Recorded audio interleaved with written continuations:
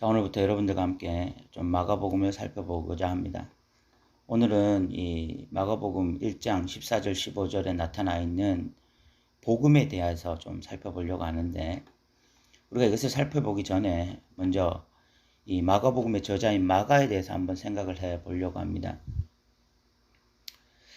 이 마가복음은 마가라는 사람, 이 마가 요한이라는 사람이 썼는데, 그런데 이 글의 내용을 살펴보면 예수님을 직접 목격한 사람이 글을 쓴 것처럼 보여요.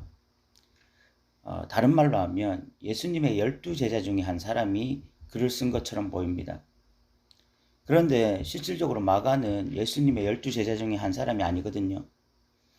예수님이 행하신 것을 직접 목격한 사람이 아닙니다. 그런데 마가복음에 나타나 있는 어떤 이 진술들을 보면 직접 예수님을 목격한 사람이 쓴 것처럼 보인단 말이에요. 그러니까 좀 의문이 드는 것이죠. 마가는 예수님이 행하신 것을 본 적이 없는데 어떻게 이렇게 예수님이 행하신 것을 본 사람처럼 생생하게 마가복음을 기록했을까?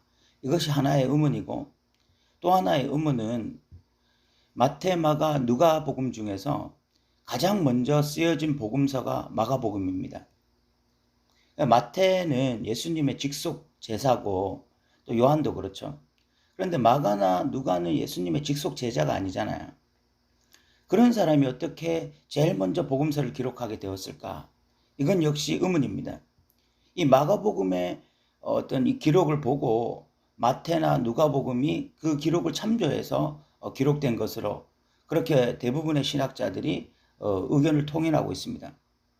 그럼 어떻게 이 마가복음이 복음서 중에 중심을 차지할 수 있고 제일 먼저 기록되어질 수 있을까? 또 이것이 또 하나의 의문인 거죠. 예수님의 바로 이 제자도 아닌 이 마가가 어떻게 제일 먼저 복음서를 기록하고 또 이 복음서를 토대로 마태복음이나 누가복음이 기록될 수 있을까 하는 것입니다. 이 마가와 누가는 예수님의 직속 제자가 아니기 때문에 12명의 제자 중에 한 사람이 아니기 때문에 누가는 글을 기록할 때에 예수님이 행하신 것을 직접 목도하지 못했기 때문에 자기는 기록들을 모아서 이 누가복음을 썼다라고 누가는 말을 합니다. 그러다 보니까 누가복음의 어떤 기록들은 굉장히 객관적입니다. 자신이 직접 목도하고 기록한 것이 아니기 때문에 그 글의 내용이 굉장히 객관적일 수밖에 없죠. 그런데 그와 다르게 마가복음 역시 마가 역시 1차적으로 예수님이 행하신 것을 목도한 사람이 아님에도 불구하고 마가복음은 굉장히 생생하게 예수님이 행하신 것을 마치 바로 옆에서 목도한 사람처럼 그렇게 글을 적고 있단 말입니다. 어떻게 이런 차이가 일어나게 되었을까? 이 마가라는 사람에 대해서 알아야 되죠. 마가는 이 바나바의 생지입니다. 그리고 이 사도 바울과 바나바가 1차 전도 여행을 갈 때 같이 따라갔던 사람이 바로 마가였습니다. 그런데 중간에 마가는 힘들어서 전도 여행 중에 전도 여행을 포기하고 되돌아갔던 사람이 마가였습니다. 그때 사도 바울이 굉장히 심적으로 배신감을 느꼈던 것 같습니다. 또한 마가가 이렇게 전도 여행 중에 돌아감으로써 사도 바울이 굉장히 심적으로 힘들었던 것으로 보여요. 그래서 2차 전도여행 때 다시 바나바는 마가를 데리고 우리가 전도여행 가자 할 때 사도 바울은 안 된다. 1차 전도여행 때 중간에 돌아갔던 사람 나 같이 가고 싶지 않다라고 하면서 바나바와 심하게 다투게 됩니다. 그러면서 바울은 실라를 데리고 2차 전도여행을 가게 되어지고 바나바는 마가를 데리고 또 다른 곳으로 전도를 가게 되어집니다. 바울이 이 마가에 대해서 굉장히 상처를 받았고 그래서 다시는 마가와는 동역하지 않겠다. 마가의 얼굴을 보지 않겠다. 이렇게 생각했던 것 같습니다. 그랬던 사람이었는데 후에 사도 바울의 어떤 서신서를 보면 자신의 동역자 마가라고 표현을 하게 됩니다. 아마 마가는 그 일 이후에 굉장히 신앙이 성숙해지고 그래서 또 사도 바울과 협력하는 그런 관계로 갔던 것 같습니다. 그래서 마가복음을 기록할 때는 마가가 굉장히 신앙이 성숙한 상태였던 것으로 보이고, 그럼 이렇게 마가가 어떻게 이렇게 신앙이 성숙할 수 있었을까?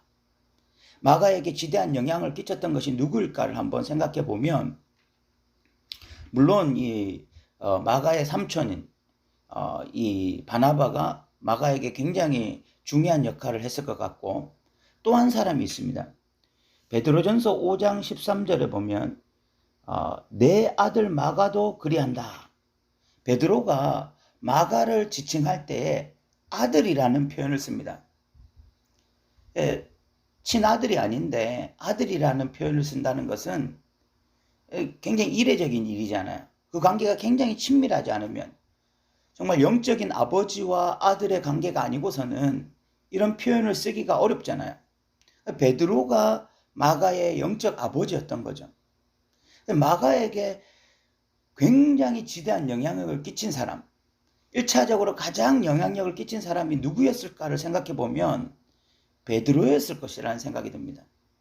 베드로가 마가를 향해서 아들이라는 호칭을 쓰는 걸 보면 마가는 베드로를 아버지처럼 생각했을 것입니다. 영적인 아버지로 생각했을 거예요. 그러니까 마가에게 있어서 가장 지대한 영향력을 끼쳤던 사람은 베드로였음에 틀림없습니다. 그러면 우리가 다시 첫 번째 질문으로 돌아가서 마가가 어떻게 어떤 마치 제자처럼 제자가 예수님의 일을 목도한 것처럼 이렇게 생생하게 마가복음을 기록할 수 있었을까? 그 해답을 찾을 수 있는 것이 바로 베드로인 것입니다. 베드로에게서 예수님에 대해서 생생하게 들었던 거죠. 베드로가 마가에게 예수님에 관한 일들을 자신이 목도했기 때문에 그것을 생생하게 말을 할 수 있었던 것입니다. 그러니까 마가복음은 철저하게 베드로의 이야기에 기반한 것으로 보입니다. 베드로의 이야기를 기반해서 마가가 글을 기록한 거죠. 그러니까 마가복음은 다르게 표현하면 베드로 복음이라고 할 수 있는 것이죠. 마태, 마가, 누가복음 중에서 마가복음이 제일 먼저 기록되어졌고, 마태나 누가복음은 이 마가복음에 기반해서 글을 쓴 것으로 보입니다. 대부분의 신학자들이 여기에 동의해요. 그러면 어떻게 마가복음이 이렇게 기준이 될 수 있었느냐? 첫 번째로 쓰여질 수 있었느냐? 이렇게 지대하게 영향을 끼칠 수 있었느냐? 마가 때문이 아니라 이 마가가 베드로로부터 이 이야기를 듣고 기록했기 때문에, 그러니까 마가복음을 다른 말로 하면 베드로복음이라고 말할 수 있는 거죠. 직접적으로 글을 쓴 것은 베드로가 아니지만, 그러나 마가복음의 대부분의 영향력은 베드로에 의한 것이기 때문에 베드로 복음이다, 이렇게까지 말을 할 수 있겠습니다. 그리고 그렇기 때문에 우리가 이 마가복음을 보면서 마가가 썼다라고 생각하기보다는 오히려 베드로를 통해서 마가가 썼다, 그러니까 베드로 복음이다, 이런 식의 인식을 가지고서 우리가 마가복음을 읽을 수가 있고, 마가복음에는 첫 번째로 중요한 복음이라는 단어를 마가가 제일 먼저 사용합니다. 마태복음, 마가복음, 누가복음 중에서 제일 먼저 기록된 복음서는 마가복음이었습니다. 그리고 마가는 처음으로 기독교 용어로 복음이라는 단어를 채택하는 것입니다.